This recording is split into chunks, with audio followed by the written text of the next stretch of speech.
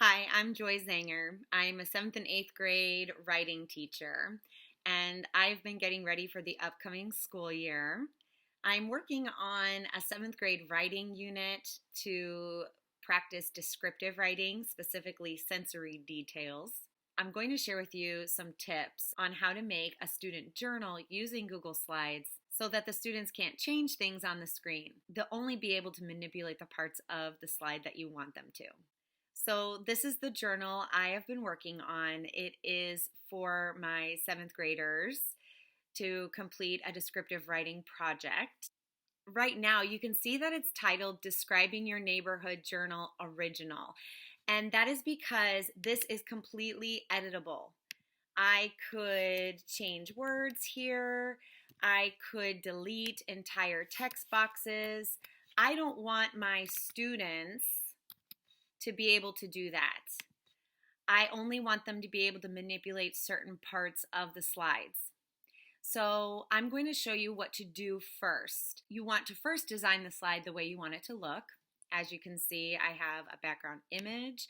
I added a border. I have my directions text box. I have a chart with appropriate images. I filled in these boxes to go along with the color code of my previous slide. And once you have it the way you like it, you're going to want to go to File, Download.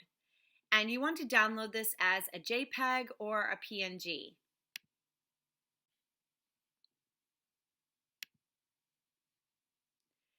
Now, you'll want to go to the new slide deck that you created. And this is going to be the slide deck that you ultimately assign the students when it's time. So I'm going to add a new slide. Now I've already adjusted the layout.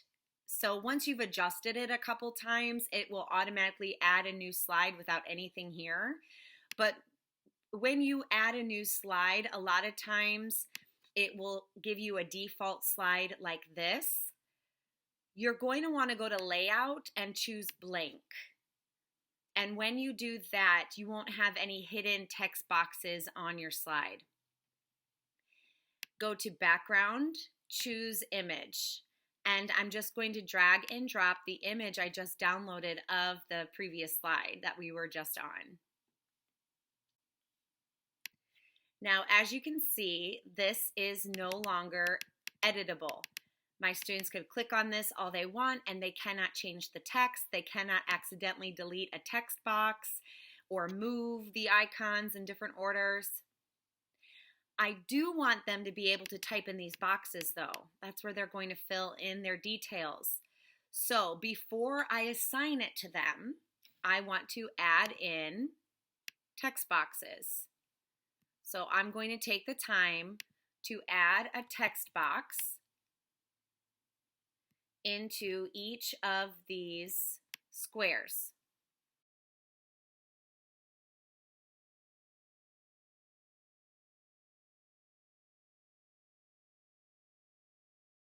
Now that a text box has been added to each of the squares of the chart, when a student double clicks into a section of the chart, they do have a place where they can type.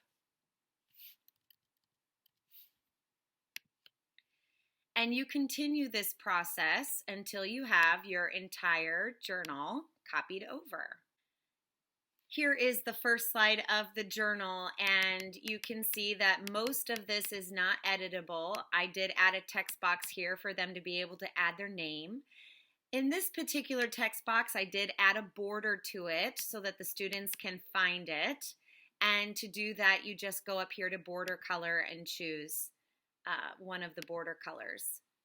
Now, something I'm going to try out in this journal is tabs on the front. I want to link each of these tabs to a different section of the journal. So let me walk you through the process of that.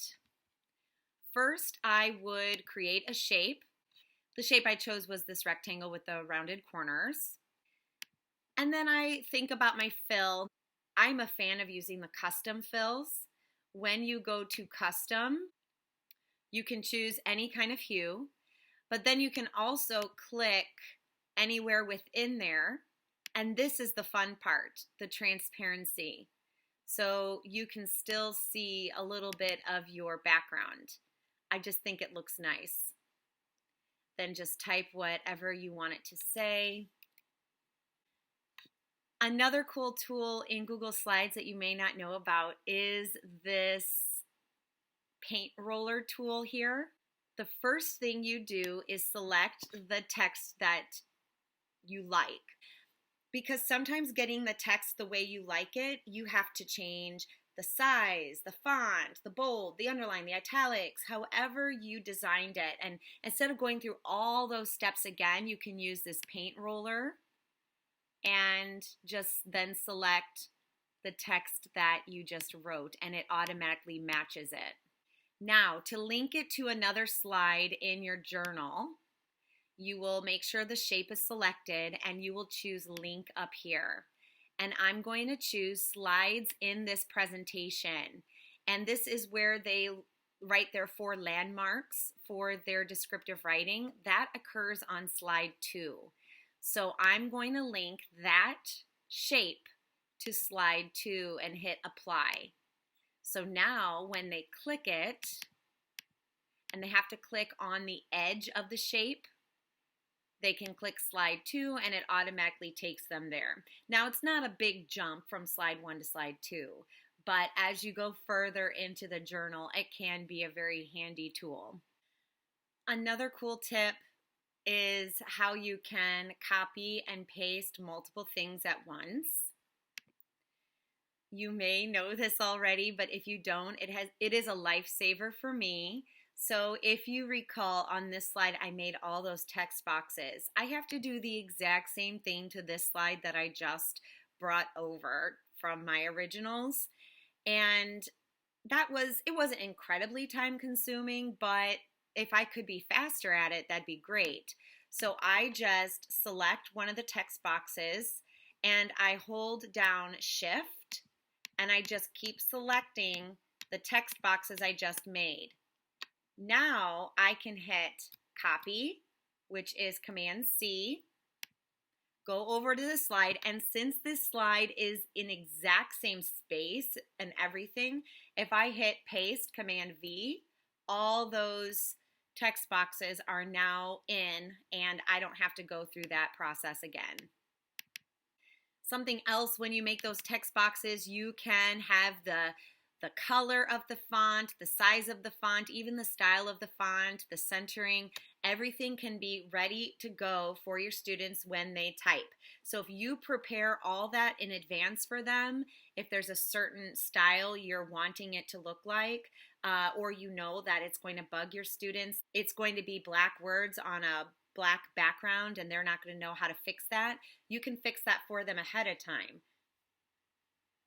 So for this, I have it set up that it's going to type blue, and this one I have set up that it's going to type green, and so forth. And that's what it'll be like for the students too when they receive this journal.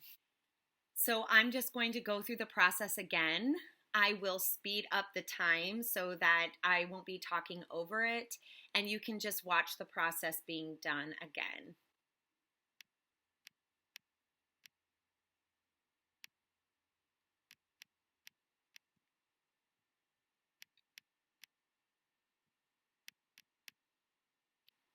And that's it. It really is a pretty easy process once you get the hang of it. I hope these tips have been helpful.